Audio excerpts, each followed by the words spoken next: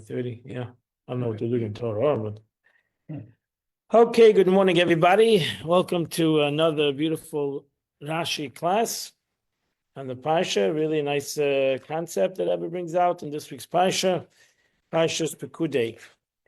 We're holding on page 157, 157 in your book. So we're just going to first mention a couple of rules of Rashi. Rashi addresses every basic question in the text, right? Rashi came to explain the text, of course, to 5-year-olds. So that means when a kid reads the Parsha, if he has a question, Rashi knew that he's going to have this question, and therefore he answered the question. So therefore, if Rashi is silent for whatever reason, it means one or two things. Either it's not a question to begin with, for whatever reason, it's not a question, or it was already addressed by a comment he made earlier. So there's two ways. If Rashi does not mention, even though there's many Mefarshim that talk about the question, because we can all have an open question as seen in this week's Parsha. So the question is a question, but it's not a question to this 5-year-old child. Either because it's not a question to him, might be a question to an older person, but it's not a question to this 5-year-old child, or Rashi has already answered this question. Number two over here. This is another thing maybe we never mentioned before. Another klali Rashi, another very important general rule of Rashi, and that is that Rashi, the precise words from the verse that Rashi cites in his header, that this the Rebbe would many times do, that the header alone is an important part of Rashi's interpretation and answer to the question. That means there's a lot of different times Rashi will say different words as a header. And sometimes v'chulu, v'goymer.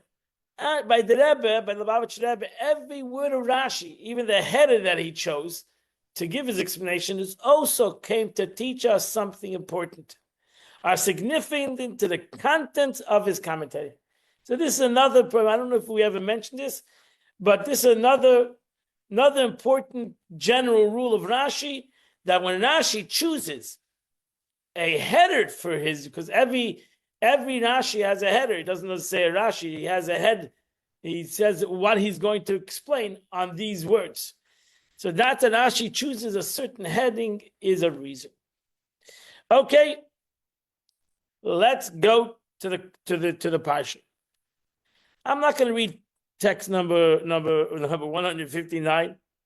It's a long text. It's basically this Parsha Pekudei. Many years. Vayakel and Pekudei are together. This year it's divided, and we read last week Vayakel. This week we're reading Pekudei. Usually after a leap year, that's what happens, where the leap year made a couple of more weeks, so we have more time to go through the parshas, so to say. So Pekudei is a separate parsha, smaller parsha. It's 92 verses in the entire thing. It's Parshas. This Shabbos is a Shabbos. It's Shabbos Mevarchim. We bless the new month. Sunday is Chodesh. It's Shabbos Chazak. We end the book of Shemais.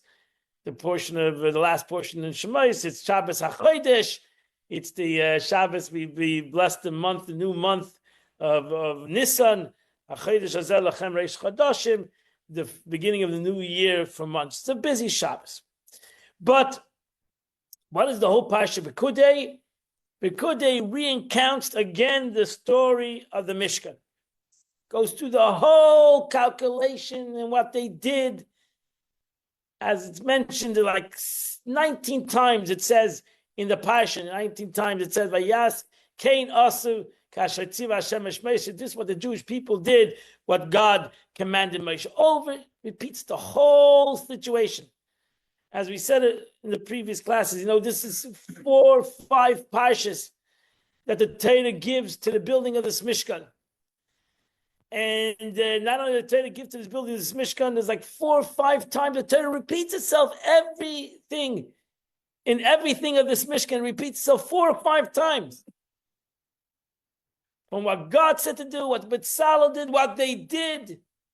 What is the repetition of this situation? Why do we need to repeat something so many times? It's a question that every person asks. It seems to be a question every child should ask. Why are we repeating and repeating and repeating something over and over again? Right? And that's really the first couple of pages of this is the Parsha. I'm going to the text number 2. We'll go straight to the question. The Barbanel asked this question. Maybe the Farshim asked the question. Question, why is the information about the building of the Mishkan repeated again and again? The Torah tells about the Mishkan and its vessels 5 times. Sometimes in brief summary and other times in full detail. Why does the need to tell us 5 times? The question is most acute in these Torah portions. First, Moshe tells the Jewish people, every wise-hearted person amongst you shall come and make everything that God commanded. And then the verse goes on to list all the things that were commanded to build. Then the Torah goes to describe the actual construction of every individual. It should have been, and now the Torah tells you what was constructed. And then the Torah tells you where to put everything. It repeats it again. This thing is repeated and repeated and repeated. And Moshe Rabbeinu relates to the Jews all the work that God instructed about him. And then the wise-hearted did as Moshe commanded. What is the needed related to the details again and again? Now you have to remember, rule number 1. You read the Torah, any 5-year-old child reads the Torah. Why does he repeat it? I don't have to come to the Barbanel to ask the question. Any person reads the Torah, especially any child reads the Torah, would come to this question. Why is it needed to repeat it again? And again, it could have said, God told him how to do the Mishkan, and it could have said one verse, and the Jewish people did whatever God told Moshe. End of story. Baruch Hashem, they did it, and they accomplished it. Why is it repeated again and again and again? Now again, if we go back to the rule number 1, why does Rashi mention this question? This is a question. So why wouldn't Rashi, the commentator on the Chumash, not even mention the question? He doesn't even ask the question. No, he would say, when Rashi doesn't know, he says, Lo yadaiti, I don't know. There is a time when Rashi says on a verse, I don't know what this verse means. Rashi could have said, I don't know what this repetition is. I don't know. He's not afraid to say, I don't know. What? For him, it's obvious. The question is, not to him, to the 5-year-old child. Not Rashi doesn't commentate it for himself. What's the obvious? Why does the Torah repeat itself? That's a question. I know it's an obvious question. What's the answer? Because the Mishkan was so important with the bringing of Shekhinah down. Okay, once, twice, 3 times, 4 times, 5 times. Why does the Torah repeat itself? The bigger question is, Rashi could have answered that.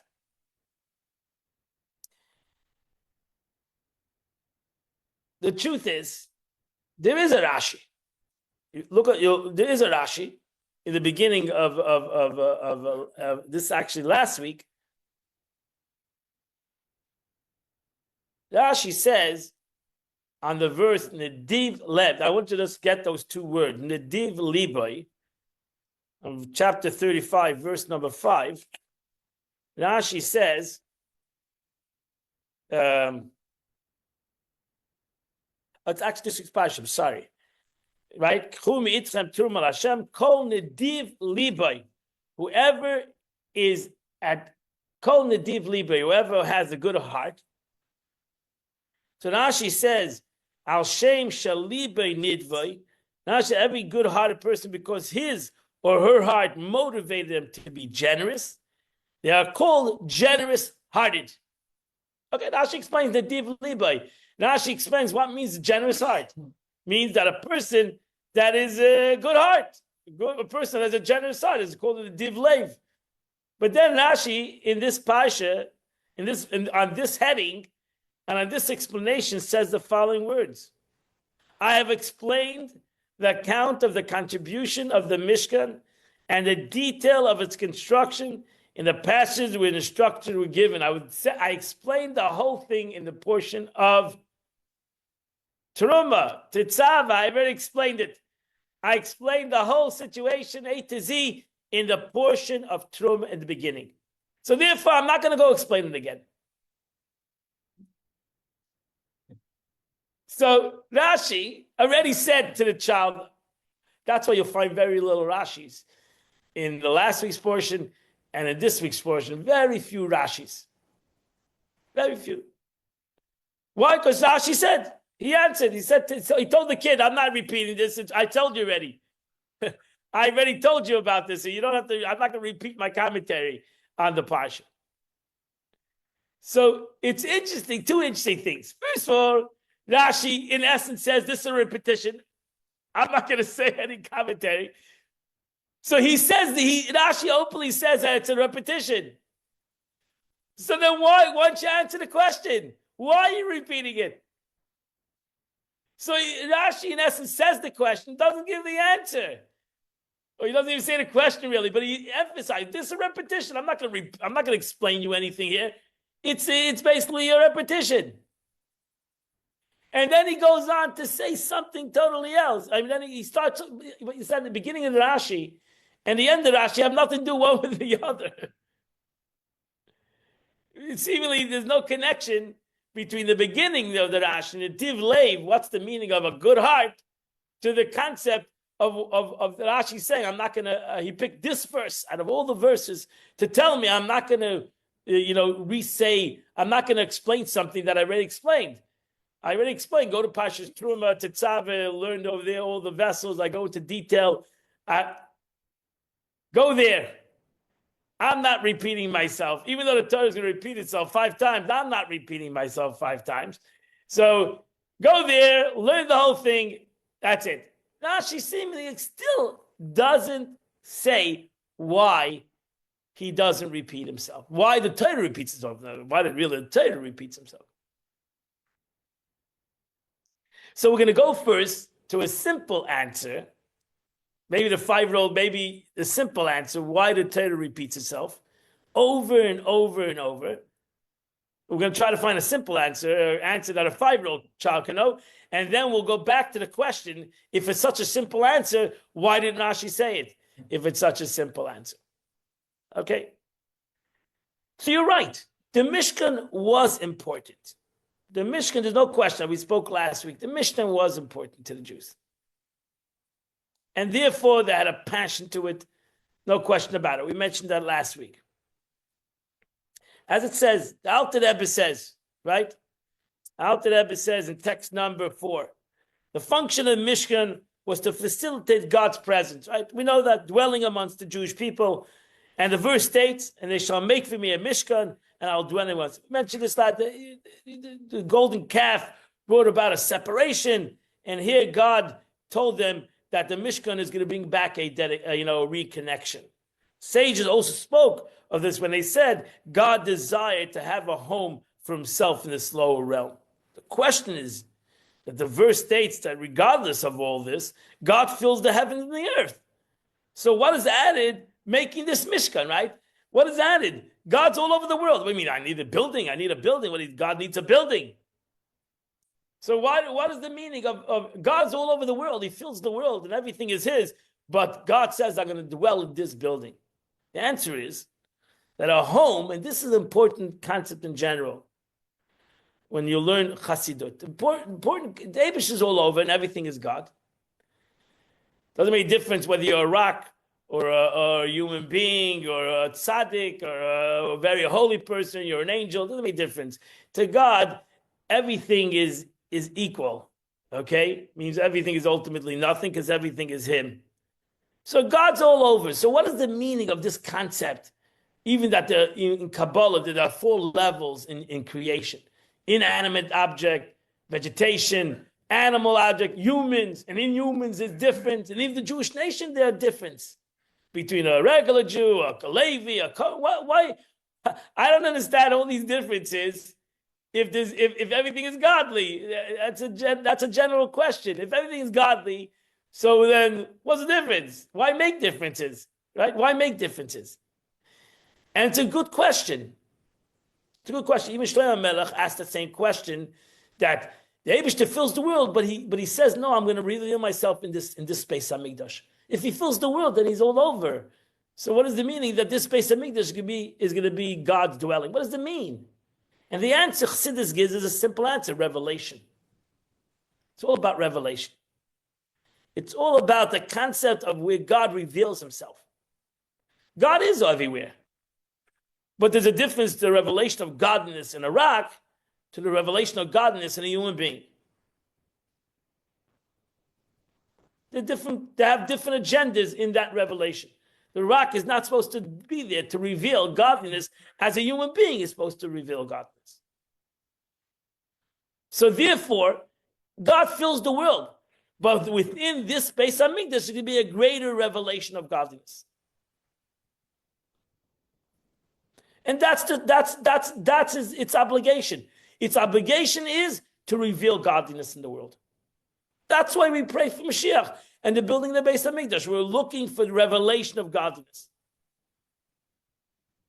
Right? The verse says, when Mashiach comes, every flesh will see God. That's what we're looking for.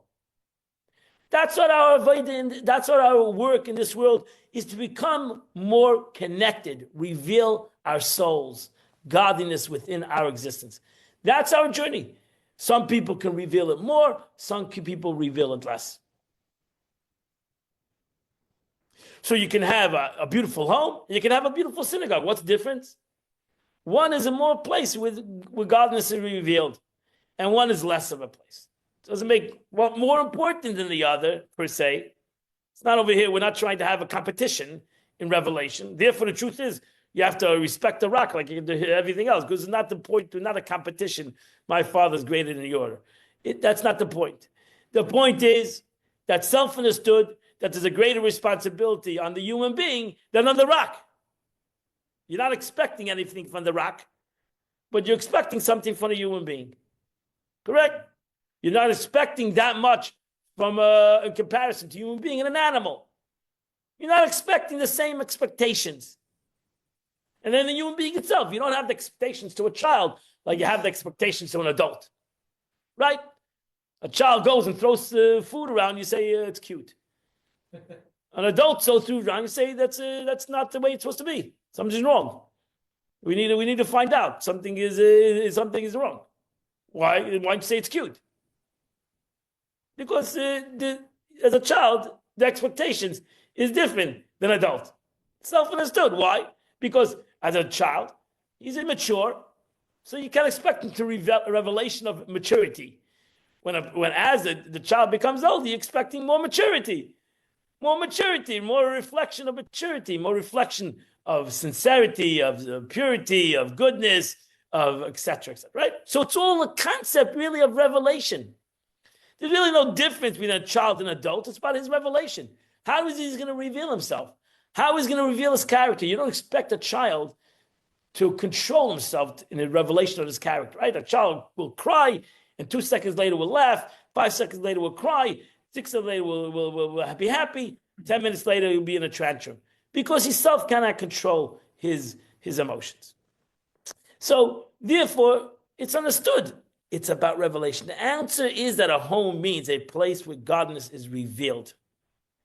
This must be specifically in the lower realms. Lower here doesn't mean lower place in a physical sense, because God is beyond the limitation of space.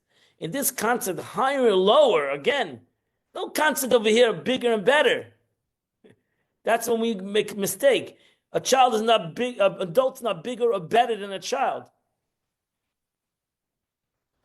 A child is in their situation, an adult is in their situation.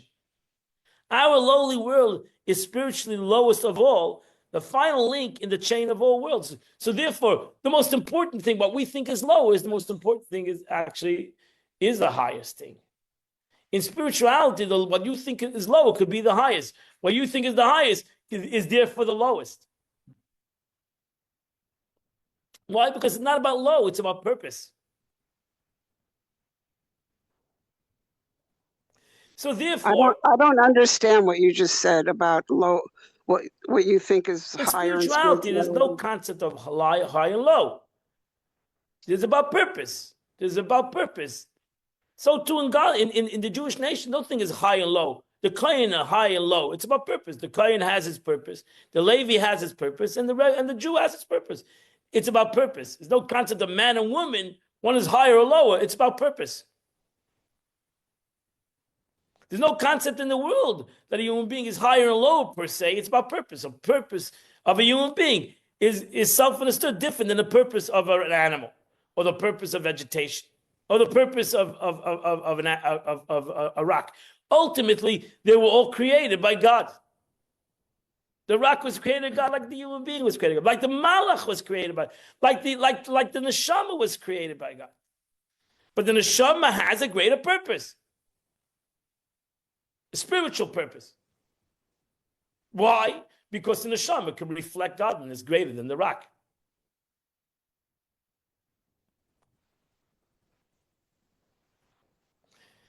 So The purpose difference between a means rock and a human being is the rock purpose. cannot say, I'm not going to do it. While the human being was given free choice, more than the neshama, the human being, the physical human being, his animalistic soul, was given free choice. And that free choice shows the greatness of this concept. That in essence, the human being can say no. The rock cannot say no. The vegetation cannot say no. The animal cannot say no. Your even godly soul cannot say no. While your nefesh abamis, your animalistic soul, can say no. Was given that capacity of saying no. That means he can say yes and he can say no. So even a malach was not given free choice.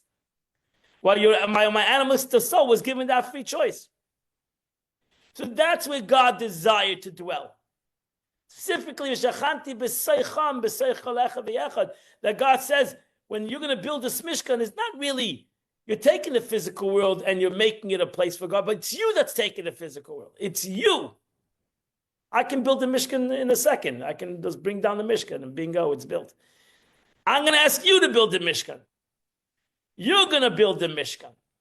So you're going to take your animal soul, and say yes. Right? Right, I'm going to give you all this money. You can either say yes or no. The div lev. It's the goodness of your free choice. As I mentioned, this is the only mishkan, this is the only building that was built free choice.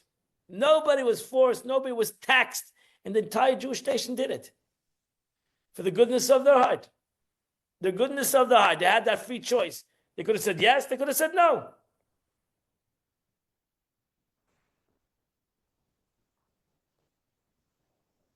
So that is the concept. The concept is revelation. You have free choice. You want to reveal that you want to do it, do it. You want to reveal that you don't want to do it, don't do it. That's Nadiv Lev. God could have said, you have to do it. In the Mishkan, there was a part you had to do. Right? Every Jew had to give a machzah shekel. That they had to do. Right? They had to each give a machzah shekel. That was the mitzvah. They could not say, I'm not giving the machzah shekel. They had to give that half a shekel. But the rest of the Mishkan was free. God could have also just have said, you have to give money. I'm going to tax you. That's what Shlomo Melech did when he built the first Beis Hamikdash. He taxed the Jews. They had to give. They had no choice. They had to give. They built the Mishkan on the taxation of the Jewish nation. This Mishkan was built on the free will of the Jews.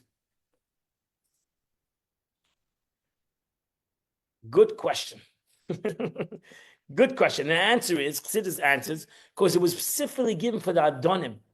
The Adonim was the sockets. That was the foundation of the Beis Hamikdash. So the foundation of the Mishkan needs to be Kabbalah soil. The foundation of the Mishkan, the sockets, which everything was stable on, was Kabbalah soil, was you commanded to do. You have to do it. The foundation, which you can't even see maybe, needs to be, and even in this Mishkan, needed to be some Kabbalah soil, this is what you got to do. I'm not asking you anymore. I'm demanding on you. But the Mishkan in general, besides that silver that was a silver that was given, the Mishkan in general was built free nediv leiv. And that expression, that Rashi, nediv leiv, is mentioned, I don't know how many times in the Torah, from portion of Truma until the end, they're mentioned many, many times. Nediv leiv, goodness of your heart, whether it was money, whether it was talent, whether it was construction, everything was nediv leiv. This was totally a voluntarily built tabernacle. Nobody was coerced. Nobody was threatened. Nobody was told what to. They came with the goodness of their heart. That's one of the Parsha I mentioned on Shabbos. That's one of the reasons why some hold that this Mishkan was never destroyed.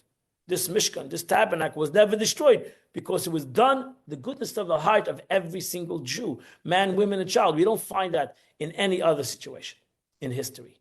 So this was something was done in Div Leiv, the goodness of the heart, and therefore you cannot destroy something that was done the goodness of the heart of a Jewish people. It's just indestructible. But in essence, the Jewish person had the Jewish people showed again that they wanted this concept, going to what you said before, they wanted this concept of this revelation. They wanted this revelation of God in their midst. God gave them the how about to bring about this revelation, but that's what they wanted. That's what they wanted to accomplish. God desired to dwell and reveal himself specifically in this world, and ultimately and illuminate its darkness. Right? The Rebbe expressed, the Frierdiker Rebbe expresses it in a different way, text number 5. It's a very famous statement in the Song of Songs. I've come into my garden, my sister, my bride. The Medrash Rabbah, this verse observes the word legan, to my garden. But it could have said legani, to my garden, not to just a garden. The possessive form implies a private place, my bridal chamber. The divine presence is just saying, I have come into my bridal chamber, into the place in which my essence was originally revealed. So that's really, the Medrash is telling us what happened with this Mishkan. It's not just God said the Mishkan is like by me, like my bridal chambers, my inner sanctuary. The Medrash continues. In the beginning, the divine presence was apparent in the lowly worlds, in the beginning of creation. However, in the wake of the cosmic sin of the tree of knowledge, right? First sin, Adam and Eve, the divine presence departed from the earth and rose to heaven. Later, on account of the sin of Cain and Abel, and then Enosh, divine presence drew even further from this world, rising from the nearest heavens to the second, then third, and then later, the sins of generation of deluge caused to recede the third heaven to the fourth, and so on. 7, the Medrash goes through 7 sins, because the Gemara says there are 7 heavens, whatever that means. Don't ask me. There are 7 levels in the heaven. I don't know. The Medrash gives you the name of it. The Gemara gives you the names of those heavens, but trust me, I don't remember it. And there are 7 heavens, and so to say, the revelation of God moved slowly, distance itself. Came less revealed, and less revealed. What happens when you have less revelation? What is the response to less revelation? Is darkness. Is darkness. That's what Golus is. Golus is darkness. The Medrash proceeds to explain the 7 righteous people subsequently who rose in their divine service to draw down the presence to the world below. So now the Medrash goes and says, wait a second, just like you had humans push away God, presence of God, revelation, you had 7 great tzaddikim in the Torah who came to the world to reveal God to the world. Abraham took it down from the 7th to the 6th, and then Isaac from the 6th to the 5th, and then Yaakov, and then came Moshe. Moshe Rabbeinu was the 7th. So Avram, I believe it's Avram, Yitzchak, Yaakov, Levi. Avram, Yitzchak, Yaakov, Levi, Kahas, son of Levi, Amram, the son of Kahas, and Moshe. So those were the 7 leaders of the Jewish nation that brought down Moshe Rabbeinu, ultimately built the Mishkan. Moshe Rabbeinu ultimately accomplished what the 7 other people, nation, that was the generations, that's what 7 generations did. The Jewish people brought back, so to say, it brought it back in the time of Moshe Rabbeinu. 7 is like a real common number. Yeah. Kol Hashvim Chavivim, all the 7th are special, 7 generations. Yeah, 7 months, 7 years, 7 straps, 7 days of the week. 7 is an important number. 7 emotions, based on the 7 emotions. Is that what the same? I'm in 7th heaven. 7th heaven, correct. That's why we go around. One of the reasons we go around the Kala, the Chassan 7 times. Is the 7 heavens, and etc. I read somewhere that right. Circumcision is 8. So a circumcision is 8 is a covenant. It's higher than that. So circumcision, and then you have 10. 10 also. 10. That's a complete start. 10 spheres. And then you have 100. It's 10 times 10. Then you have a thing. But we can go on and on. So this accumulated the Moshe, the 7th in the sequence of the righteous people. And the Medrash says why the is 7 so important? What? Because it's Why 7, is 7? but it's the completion of Midas. It's the completion of this whole process. Because the aspect of revelation is to fix the 7 Midas. It's to 6 or 7 attributes. That's why there's 7 nations. There are 7 nations, right? 7 nations that need to be destroyed. There are 70 nations in the Torah, right? There were 70 Jews who came down to Egypt, etc. All connected to this number 7. Because the culmination of rectification of the world, that's why in the Torah is officially 70 nations. Right. In comparison to the 70 Jews that came down to Egypt. Because the concept of these two opposites, Esav and Yosef, and Moshe and Yaakov, right? These 2 concepts, 70 and 70.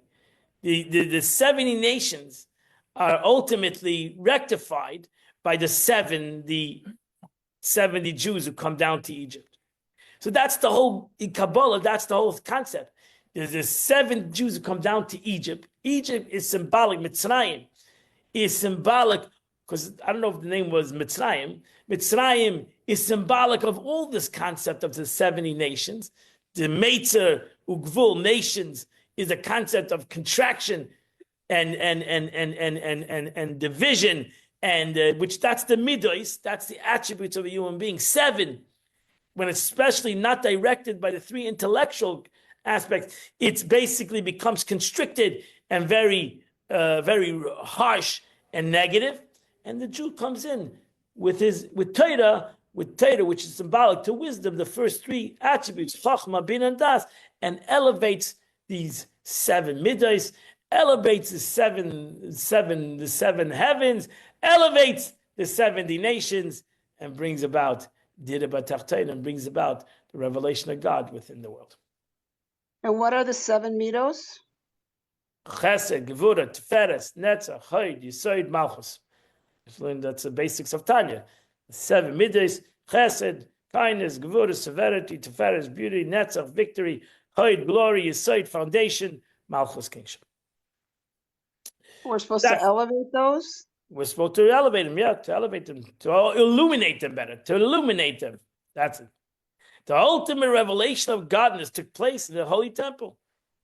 As the verse states, and they shall make for me a sanctuary, shall dwell within them. Actually, the Gemara says, the sanctuary is also a symbolic thing to within them. That the making of the sanctuary was making a sanctuary within each and every Jew. That's really the purpose, is to dwell within them. So this was a cosmic situation, right? This was an unbelievable situation. It was not the building of the thing. It was what was the building constituted. What was the building of the space Hamikdash brought about in the world? That's what is the beauty of this Mishkan. That's the beauty of the Beis Hamikdash. That's the beauty of every synagogue, in essence. But truthfully, the revelation of God is the beauty of this Mishkan. And that's why we mentioned this last week. Rashi says, Mishkan ha'edus. She says the Mishkan is a testimony. The edifice of the Mishkan testifies to the Jew that God has forgiven them for the construction of the golden calf because his presence now dwells among them. So let's end this off. Yeah. So therefore, the Rebbe says in text number 7, the Mishkan and its vessels were of crucial importance to the Jewish people. And they facilitated the dwelling divine presence among the Jewish people. Now the Rebbe says, you don't have to ask a question why you repeat something over and over and over. Because when you are fond of something, you repeat it over and over. Some people have very little thing to be fond about, and they keep on repeating it over and over and over. Why? Because that's what they find this thing to be an unbelievable thing in their life. And they'll say the story again and again and again. They'll never get tired of saying that story. That's the way it is. When you are fondness, and this explains the great fondness both God and the Jewish people have for their Mishkan. And this is the reason the Torah lists all the elements of the Mishkan again and again and again. So every child knows, surely a child knows, that when they're excited about something, you're never going to stop hearing about it. It's just not going to be a situation you're going to stop hearing about. You're going to say it over and over and over again. So therefore, the child is not questioned. The child doesn't have the question. He says, wow, I understand what's going on here. The Jews and God had a unbelievable story. An unbelievable, right? They had a terrible tragedy. The golden calf created an unbelievable response. A response that's, as I said before, it's going to last forever. Who's not going to talk about it over and over and over again? So the child understands that this is good. 5 times is not enough. 5 times is not enough. If there'll be more room, it would have been 6 times.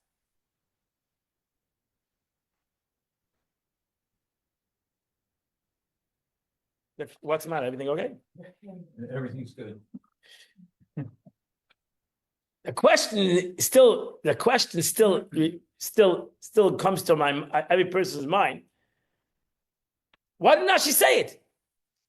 If it's so beautiful, if that's the truth, why couldn't Rashi ask the question and say the answer?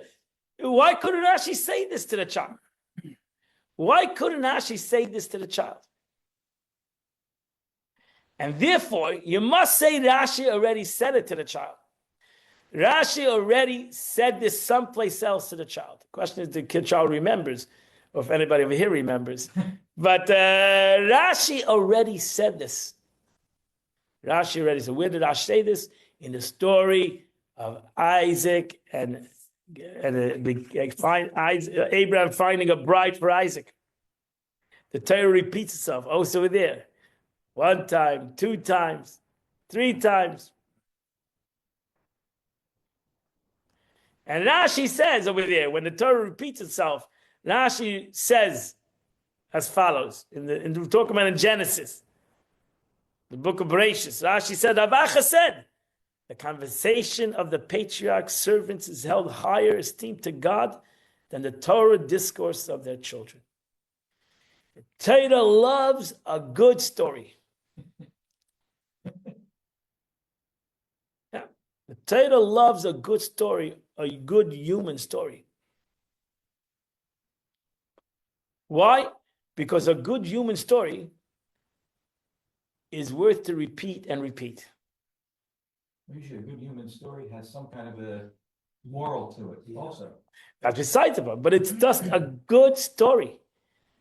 It's just a good thing, God and Jews and humans, that when there's a good story, we should repeat it. And you feel good about it. And you should repeat it. That shows you feel good about it. You have a lesson from it. And you'll have a lesson in it, 100%. 100%. So besides the point, besides the point of the lesson, the good story, the story that this look at these words over here. The conversation of the patriarch's servant. We're not talking about about Abraham. We're talking about Eliezer, his servant. Here, Eliezer, the Torah tells us over and over again, the story is higher esteemed by God than the Torah discourse of their children. This is the evidence that the fact that the story of Eliezer is repeated in the Torah, where many principles of the Torah were given only through an allusion in a text. So you learn the Gemara, how an extra letter, how an extra word teaches us an unbelievable Jewish law. When they say a story, it repeats itself over and over. A good story will have a greater impact on a person than a law. The lesson of the good story will have a greater impact on a Jew, on a human being, than a law. So you hear a good story about Abraham and his servant, the story, how they went out, how they trust in God, how they prayed, how ultimately everything was divine providence. Look at a great story. Can that happen to me? If I do everything, if I trust in God, would that happen to me? To go out a well, get answered. Could that happen to me? You never know. Yes. You never know. That's the story. Maybe you'll have your own story. Create your own story. Let's look in text number 9. He says, passion is defined as strong and barely controllable emotion. When one is passionate about something, they are eager to do it and feel a strong sense of affection towards it. There are many examples that can show when someone is passionate about something. Some examples is when someone is passionate about something, are when they talk about it constantly. They're always eager to do it, and they feel a great sense of affection towards it. For instance, if someone is always talking about how much they love to play a piano, it is clear they are passionate about it. Similarly, if someone is always keen on playing sports or something is going on runs, it is also an indication of their passion for those activities. This is William Davis. What this class wants to bring out, self-understood, is you need to become passionate. The Torah tells you about the passion of God, but more important, about the passion of the Jews. Cain Asa, they did exactly what God said. The Torah keeps on saying, you counted this week 19 times. The Torah keeps on saying what the Jewish people did. They were so passionate in their aspect, in this way. They didn't stop talking about it. They didn't stop doing it. They did it. And we know, as I said, they did it very quickly. They put together this Mishkan very quickly. As the Pasuk says in this week, today's reading, that God said to erect it on the first day of Nisan. They finished it much before Nisan, the first day of Nisan. So that's the answer. Rashi already gave the child the answer. Rashi already told the child in the book of Genesis, in the book of early in time in Genesis, story of Abraham. Rashi already said to the child, the Eibishter loves a passionate story. The Eibishter loves a story that people get passionate in it, and things happen because of their passion. So too, the Jewish people were passionate in this story. The Jewish people were passionate in this story. And therefore, that passion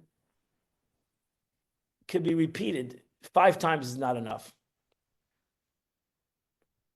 Now you understand why Rashi says this whole pirush on these 2 words, nediv leiv. Why Rashi says this statement. I already told you, the commentator. I already told you on specifically on the words in this week's Parsha, nediv leiv, the goodness of their heart. It's passionate. Passion.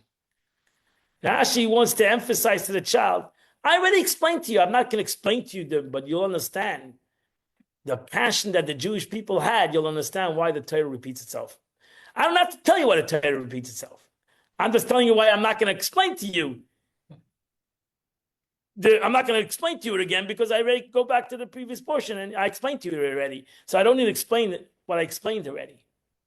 But I'm with using those two letters, Nediv Leiv, using the header, those two words, Nediv Leiv, and Nediv Leiv means the goodness of the heart, and explaining what Nediv Leiv means, a passion of the heart.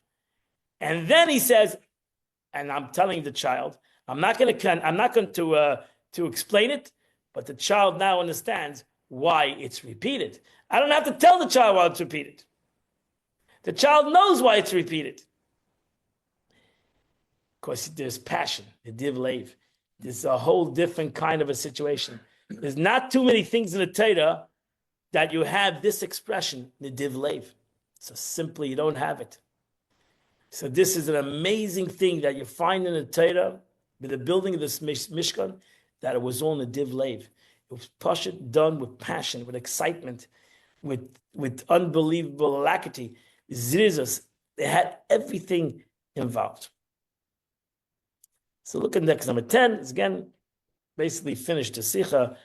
It just brings down two different expressions. Everyone gets animated and excited about something. Some people are into sports, heavily following the team and screaming with excitement when they win the Super Bowl. Others get excited about money. Still others are passionate about art, boring everybody around them with long discourse about the beauty of this painting and the fineness of the sculpture. Everyone has something they're excited about. Baruch Hashem. So if your sport passion is red hot, but your Judaism is pale, white, that's a problem. If you get excited about discussing politics with your friends, but you're dragging your feet to shul, or dreading a Shabbos meal with your family, then your Judaism is pale. And it runs a risk of sputtering and dying out. Spiritual life of our soul is a connection to God. It's something worth getting excited about. So don't let the Yankees get all of your red hot passion. Leave some for your Judaism as well. It's very good. Because we get more passionate today about politics than we get passionate about Judaism. Halavai, all people that are passionate about everything else, but you have a little of that passion for God. Text number 11, my grandmother, this is Rabbi Shimon Posner, she lived a long life. Shliach, I'm not sure where. My grandmother came to America from Russia with a 4-year-old stopover in Israel around 1930. She and her husband and 2 infant boys settled in a Jewish neighborhood of New Jersey. The older boys in the neighborhood welcomed her sons by snatching the yarmulkes off their heads. Rabbi Yitzchak, the 6th Lubavitch Rebbe, visited America around that time. It was before the war, in 1929. His Soviet-imposed death sentence had recently been commuted to life in eternal exile. And shortly after, he was deported from workers' paradise from Russia. In America, Jews lined up to seek his counsel and his blessing. My grandmother visited the Rebbe for a blessing. 2-year-old son in her arms and a 3-year-old holding her hand. She saw the Rebbe's face and burst into tears, crying, "How I raise my children in such a hard land?" This is the previous Lubavitch Rebbe. The Rebbe smiled so wildly that he was almost laughing. She thought at her. She thought that he was in. He was laughing at her. She was laughing at her. It's a hard land, he conceded, growing serious. But this land, you'll be able to raise a gute Yiddish Tziddish kinder, good Jewish Tziddish children. In the later years, my grandmother was no longer encumbered by the recent memory. She told this story with all the full emotions. And then 10 minutes later, she told it again, not missing the slightest detail, slightest emotion. She would always end the story by saying, "But I did not let the blessing sit, I put it to work." I don't think she ever lost her initial enthusiasm. I think if she had, she would never have been the person she was. For 2 Parshas, the Torah told us the detail of the tabernacle, the portable sanctuary, the sockets, the walls, the decorated cups, the seams, the clothing. Now it's for the two parshas, the Torah tells us all was fulfilled. Exhaustive petition begs explanation until we notice two words in the div libay, describing one who gave for the tabernacle with a heart of full giving. Read these verses, we think that they are redundant. We remember that bringing heavens to earth demands passion of the heart that allows no redundancy.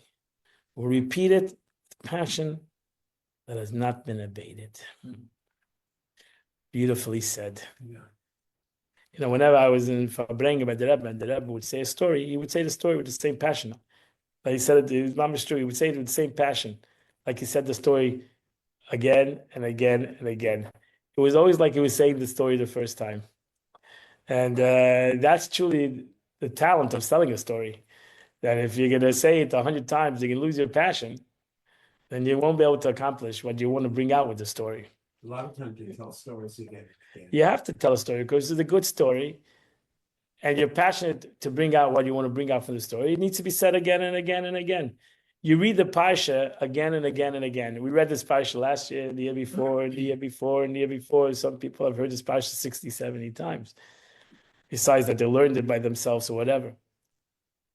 But when you have passion, there's not enough times that you can read the Torah. There's not enough times that you can, there's not enough what we can learn from everything in the Torah if you had passion. So that's why the Rashi, simple, the Rebbe, how he looks at the Rashi, he says, the Div Leiv, that two words answers the whole question. Answers the whole question. The child, that all the Mefarshim asked the question, why is there repetition? To Rashi, it's simple. To Rashi, it's simple. Rashi says, Nediv Leiv. If you have a passionate heart and you comprehend what this Mishkan is doing for the Jewish people and for the world, you'll repeat it 5 times is not enough. You'll repeat it many more times than 5 times. And the truth is, that's why the Jews have been repeating this Parsha, not 5 times, we're repeating it thousands of times. The same thing. And the truth is, like again, the Megillah, you're going to read. Some people tell me, I read the Megillah I read the Megillah again, the same story again, the same over and over and over. But we should be passionate about it.